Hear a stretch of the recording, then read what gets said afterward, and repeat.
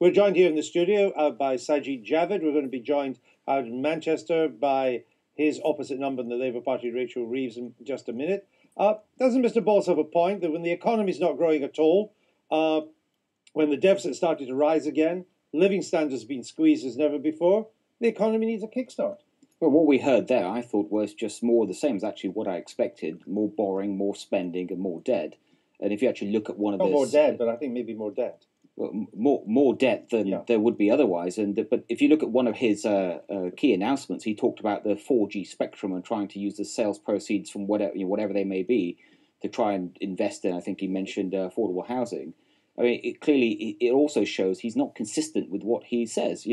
Almost exactly this time last year, he said he was going to use any future proceeds from the sale of bank shares to pay down the debt. And now he's saying that any sort of windfall the government gets, he wants to use to spend and actually further increase the debt. Well, I've got to come back to my original question to try and get you to answer it. But just on the 4G, what would you do with the proceeds of 4G? Well, we don't know what those proceeds are going to be. Well, let's assume they're between 3 or 4 billion. Well, we also don't know the timing. But I'll tell you what we will do. It will be consistent with our economic policy, which is boosting jobs and boosting growth. So what would you do with it? We'll decide at the time. But this isn't really about. This isn't about what we'll do. This is about analysing what he's saying, because he's the one who's up there showcasing today that he wants to be the future chancellor. I understand that, but since Labour's proposed it will take and you're quite right, we don't know when it will be, and we don't know exactly how much. It's stuck in litigation. I've made that point several times on this programme.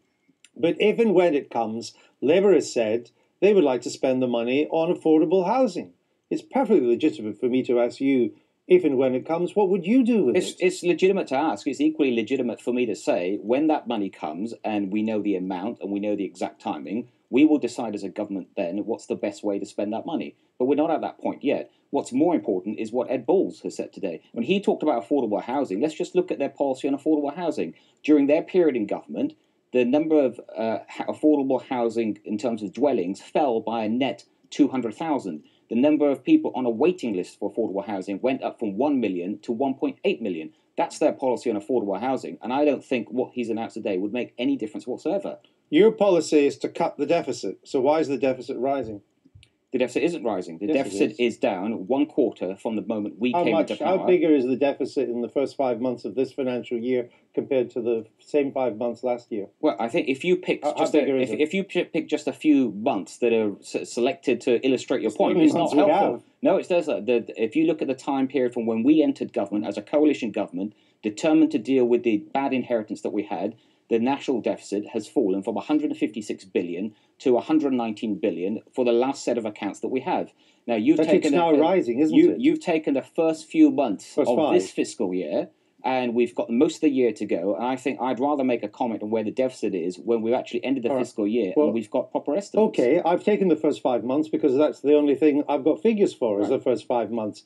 Is it still your claim that the deficit this year will be smaller than the deficit last financial year? If you'd taken the deficit for the first 5 months last year, this time last year, if you'd asked the same question, you would have looked at those numbers and still thought the deficit was going to not hit the government's targets. As it happens, when you look at the ONS numbers published just last week, the deficit is down to 119 billion for the last fiscal year, 25% lower than where it was. I understand that, and you've already made that point. Let me ask my question again to try and get an answer to it. Are you claiming that the deficit this financial year, ending April 2013, will be smaller than the financial year that's just ended? The government's plans are for it to be smaller. We won't know the exact number until much later down. Well, we'll have more information when it comes to the estimates for growth later on in the year. All right. The fact is, for the first 5 months of this year, it is rising. The city is projecting it will continue to rise and will probably be higher than last year. And of course, the national debt is doubling. So what does Mr. Cameron mean when he says that he's dealing with the debt? What he means is that we inherited an economic inheritance that almost bankrupted this country. You heard Ed Balls there talking about previous Labour governments. What he conveniently missed out is that in 1976, under a previous Labour government, we had to go cap in hand to the IMF. What Mr. Cameron is dealing with, and the Chancellor, are the huge debts this country's inherited. And the first step to dealing with debt is making sure you're not having to borrow more than you have to. And that's